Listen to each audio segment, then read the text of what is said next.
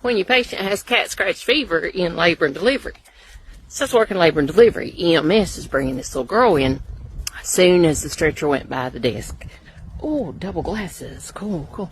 But as soon as the stretcher went by, I was like, there's trouble. That's a problem.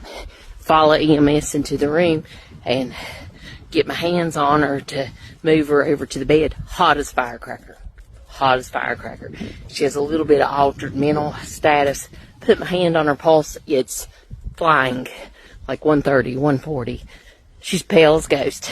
I asked her significant other, I'm like, what's going on here?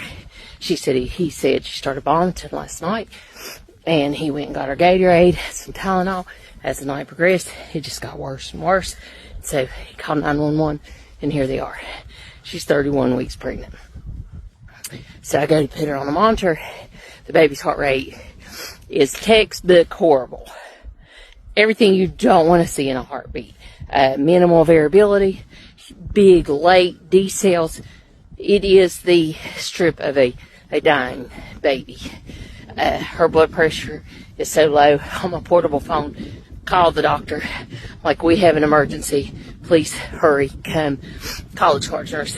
We got to do a stat C-section now. Get her to the OR.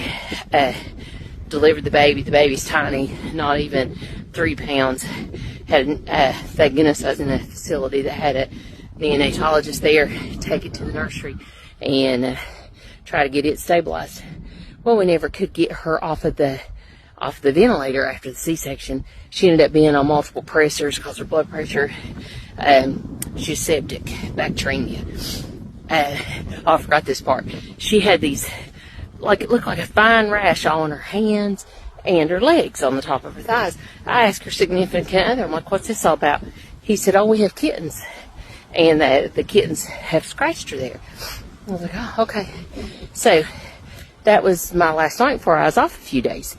I came back a few days later, come to find out she had sepsis, bacteremia, caused by the bacteria that causes cat scratch fever, which very rarely causes a bloodstream infection. Most time it localized cellulitis, which is nasty in its own right. I had never seen it cause a bloodstream infection. Went on a deep dive on that. It's like 80% fatality with that infection, and they didn't have any studies on pregnant women.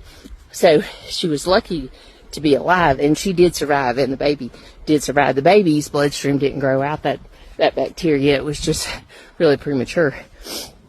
So she ended up staying in the hospital a week or two. The baby stayed probably a month.